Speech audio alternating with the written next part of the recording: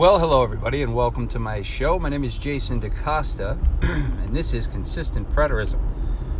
Great to have you on this freaking cold morning, man. It is colder than Jack Frost's nipples out here today. And just heading on into work. Wanted to rant for a little while, make a couple little quick notes.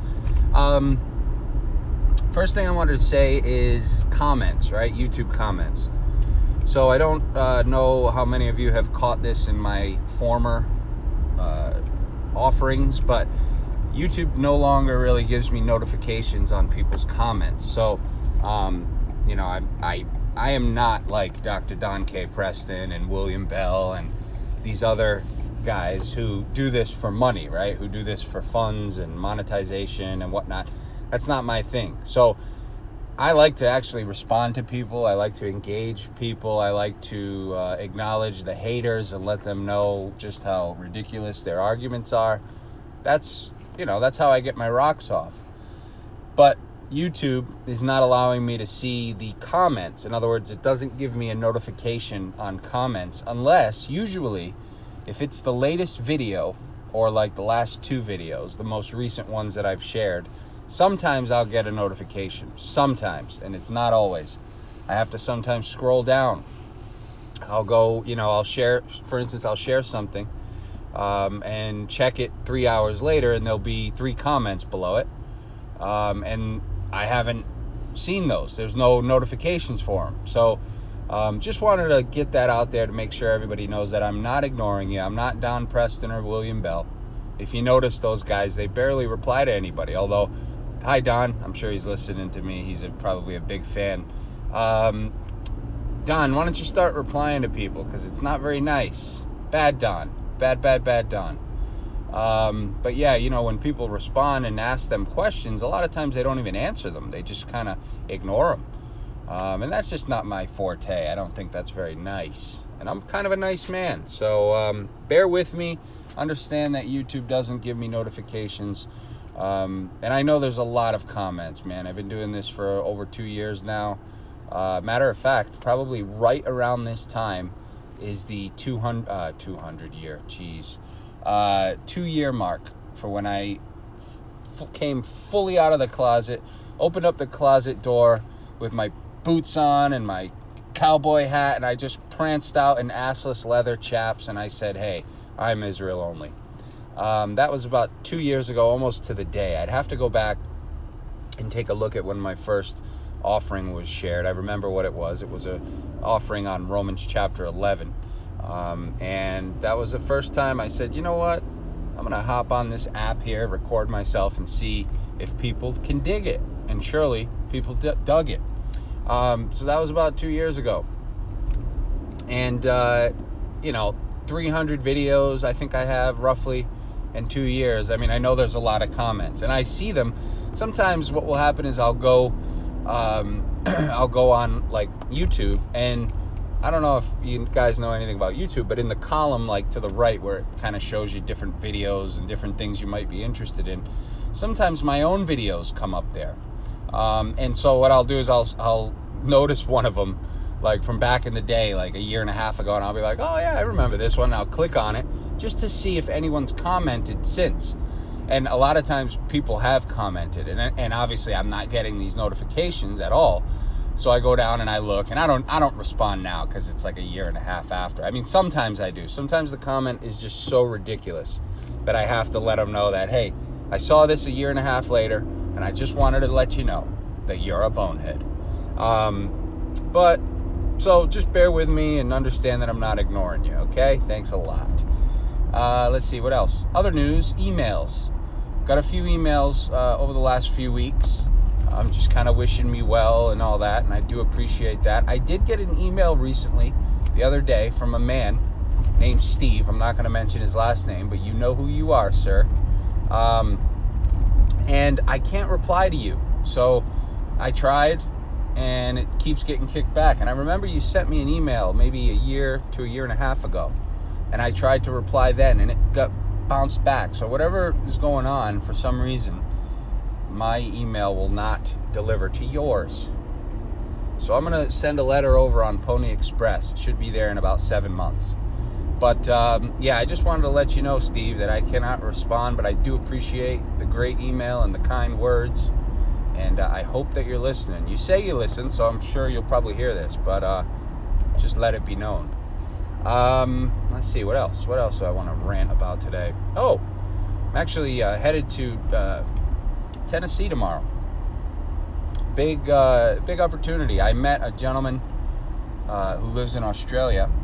I don't know if I've spoke about this before, but I met a gentleman that lives in Australia through this YouTube channel. He found me on YouTube, I guess maybe through Don K. Preston's channel, and came on over and joined the dark side. And ended up kind of shooting the shit with him, whatever, and come to find out he manufactures these unique products and over in Australia, and has a little foothold in the business there, does very, very well for himself, and has been interested in taking these items and different ideas to the American market, but hasn't had a blapper such as myself to help him out. And obviously in Australia, it's shit, what is it, a little over a day ahead right now. So, you know, when they're awake, we're asleep. When we're asleep, they're awake, that kind of thing. So it's good to have a point of contact. Anyways, short story even longer. He is flying to Tennessee tomorrow to meet me. I'm meeting him there, and I was able to secure a meeting with Tractor Supply Company, with a couple buyers, I guess, from Tractor Supply Company, which will take place on Friday morning. And they want to take a look at what we got and see, you know, what if there's any way we can work together. So who knows, right? I mean, hey, it's worth a shot, right? Like Eminem says, you better lose yourself in the moment and own it. I can't even remember the lyrics, but something along the lines of, how the hell will you know if you never try, right? So we'll give it a try, and hopefully we'll be bazillionaires by next Thursday. But yeah, so that's interesting. I'll keep you guys updated and posted, and I'll be showing this guy how to eat American style. I'll be taking him for some hot chicken. I'll be showing him some barbecue delicatessens. And I mean, this guy's a badass, right? He's flying in. It takes like 40 days and 40 nights to get here by plane from Australia. So he's flying in, gets here today, this afternoon, and turns around and flies out 48 hours later. Literally badass. Like, I am a traveler. I've traveled far and wide, sailed the 7 seas, and I would never even do that. Well, I guess maybe for the right opportunity, perhaps something like this I might. But I mean, we're talking about a 24 to 30 hour trip each way, and you're only here for 48 hours. I mean, your body, well, I guess the good thing is your body won't even know what's going on to it. By the time you get back home, it'll be like, what the heck just happened, you know? So you won't really, I don't think he'll be able to get too cracked out or too tired in that short a time, but eventually it'll probably catch back up to him. He'll need to catch up on some rest. But yeah, so that's pretty much all I got for the announcements. I wanted to just rant really quickly on something that you know, and a lot of this stuff I kind of circle back, and I recover things that I've already covered long ago, or I'll touch upon something, or I'll add to something. So if you're an IO expert and you know, you have everything figured out on IO, and you're just here to kind of hang out and listen, I appreciate it. But sometimes I like to just repeat the clear, ironclad arguments, because I constantly have new subs. I constantly lose subs too, but that's another story. But I constantly get new subs, I get new commenters, and I've noticed a few new names on the comment section, you know, lately on these recent audios. And so I wanted to just kind of rant a little bit. And what I'm going to rant about quickly is Hosea chapter 1. If we look down at Hosea chapter 1, our new modern day Bibles have a nice little title right above verse 10. It's called The Restoration of Israel. And it says, "Yet the number of the children of Israel shall be as the sand of the sea, which cannot be measured or numbered." Okay? Which cannot be measured or numbered, right? Innumerable. Now, a couple things to take note of. First of all, when God made the promise to Abraham back at the start of the story, God promised him a very specific promise about his seed, about his descendants, okay? Not spiritual, okay? God actually says in Genesis that they would come from his body, right? And so he makes a promise in Genesis, I think it's around chapters 15 to 17, somewhere in that area, and he says that your seed, your descendants, will become like the stars of heaven in number and like the sand on the seashore. Okay? And as we proceed through the story, as we get through the story, he tells them that they'd be blessed as well, his descendants, right? And so as we proceed through the story and we go through the details and we're traveling through time and going forward, we see about 400 years later, we get to Moses. And in Deuteronomy chapter 1, Moses stands before the Israelites and he says, Israel, here I am today, and you are like the stars of heaven in number, a number too much for me to bear. Okay, so it's sort of like a little pulling back from what God promised Abraham, that his seed or his descendants would become like those stars of heaven in number. And here's Moses telling the Israelites, whom I'm arguing is Abraham's seed because it says it all over the Bible, Isaiah 41, for instance. You, Israel, the seed of Abraham, my friend, it says. So Israel is the seed of Abraham in the story. That's who's given the title. I know you don't like it, but that's what it says. But anyways, so Moses is telling the seed of Abraham, aka Israel, that they've become like the stars of heaven in number. And heck, we even have a book in the Old Testament called Numbers, which is literally all about Israel's blossoming into great numbers. 600 some odd thousand, right? For back then, that would probably be a big number. But great multitude, all right? And notice that Hosea says, which cannot be measured or numbered, right? It just cannot be measured. Can't count it. And then it goes on, it says, and it shall come to pass in the place where it was said to them, you are not my people, there it shall be said to them, you are sons of the living God, right? And then it says, the children of Judah and the children of Israel shall be gathered together. So we know that the children of Israel were going to be as the sand of the seashore. We know they were going to be an innumerable number, great multitude. And we know that they were eventually going to be called God's people, and they would call God their God. All right, we know that. That's what it says. Now, there's a lot of disagreement on when this took place, okay? I take the approach that pretty much all of these Old Testament prophecies have a literal fulfillment in or around the Second Temple return to Zion, because it's just, you have to look at the contextual details, all right? You just have to, okay? And the other thing that is interesting is that a lot of these Old Testament prophetic writings talk about, we'll go back to the contextual detail thing. They talk about earthly scenarios and earthly situations like planting vineyards and having grain and having kids and all this stuff, right? Well, the New Testament last days does not show anything that would continue on in such a way. It shows that the saints were taken up. They were taken to heaven. They were changed to immortal, glorified heavenly beings, and they were taken to heaven. So I believe that these Old Testament prophets were talking about the literal earthly return to Zion, okay, the return to Jerusalem that took place. Then as you come into the New Testament, you have sort of a play off that, where these Israelites are now being taken to a new Jerusalem, not made with hands, in the heavens, okay? Same concept, same subject matter, same people in focus, but just kind of saying, you know what? We're done with the earth. We're done with this bondage. We're done with the curse. We're done with suffering. We're done with the heat. We're done with the wandering. We're done with the slavery, right? We're going to a better place. That's what the final story is showing. But remember that we just said that Hosea was talking about the Israelites and that how they would become like the stars of heaven in number and an innumerable multitude. Well, let's go to Revelation 7. In Revelation 7, we see the chapter start off. It says the sealed of Israel, and it goes through and it says that these ones who are being sealed with the Holy Spirit are the 12 tribes of Israel. Notice it doesn't tell you where they're being sealed in or where they're from, right? It just says that they're the 12 tribes, 12,000 from each tribe, yada, yada, yada. It even names all the tribes. Then it says, after these things, in verse 9, I looked, and behold, a great multitude which no one could number.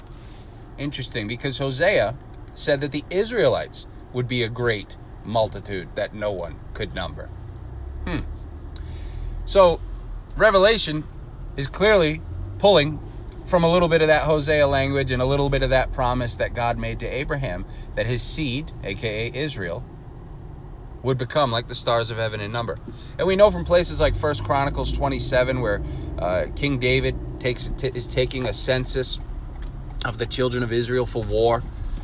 And what does it say in 1 Chronicles 27? I'm pretty sure it is. Somewhere around there. It says that King David did not count the children of Israel who were under 20 years of age. And it literally says this. Ready? It says, because the Lord had promised to multiply them like the stars of heaven in number. Interesting, because God promises Abraham that his seed would be multiplied like the stars of heaven in number. Here we have King David not counting the children of Israel because God had promised to multiply them like the stars of heaven in number. So do you see how Abraham's seed is Israel? I hope so. But back to Revelation 7. So we have this great multitude which can't be numbered. Clearly, the Israelites. Okay, because that was a sort of a term that was given to them. They couldn't be numbered. They were very numerous. And the angels are asking, where did they come from? And one says to the other, these are the ones who come out from the great tribulation. Right? And then it says, let's see, God will wipe away every tear from their eyes. Okay? So clearly, the ones coming out of the great tribulation, and there's only one great tribulation, right? They were in the last days. Jesus said, great tribulation will come upon this people, right? And all these things must happen, and then the end will come. They were going through the great tribulation. That was the last days, okay? And like Peter had told them in Acts, through much tribulation, we must enter the kingdom of God, right? They had to get through that great tribulation in order to enter the kingdom. That's the whole point. They were persevering. And let's see. We're going to go on here and read something else. But I'm actually picking up a coffee from Dunkin' Donuts. And somebody had mentioned in an email that they like driving along with me and hearing the cars and the beeps and all the sounds. So I'm going to do you a solid, and I'm going to leave the audio running while I pay for this coffee at the drive-thru. This girl at the drive-thru, bless her heart, she's a little weird, not going to lie. She kind of an airhead. All right, nice girl, but kind of an airhead. Like, there's been times where I've pulled up and literally, like, waiting for my coffee, and she takes my payment, and then, like, I'm sitting there waiting for my coffee, and then she just looks at me and she's like, can I help you? I'm like, yeah, see that coffee right there, right in front of you? Yeah, that's mine. But yeah, I mean, sweet girl. But anyways, while I'm waiting to pull up here, let's chat a little bit about Hosea 2. Next chapter over at the end. Okay. Oh, we're pulling up. I'll be right back with you. Hold on one second. Oh, it's not the girl. Different one. Hello. Thank you.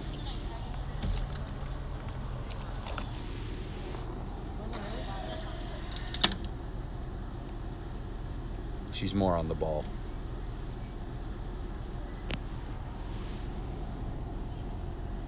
Bear with me, folks. This coffee's smelling good. Thank you. There you go. It looks good. All right, mission accomplished. Caffeine is in hand. All right, so Hosea chapter 2, down at the end, we have the same sort of thing. It says God's mercy on his people, and it, talks about Israel, of course, again. It's always all about Israel. And it's talking about this new covenant that he would make, where he would sow them with the beasts of the field and the birds of the air. And again, I believe that that's kind of like that second temple period where he brings them back to the land.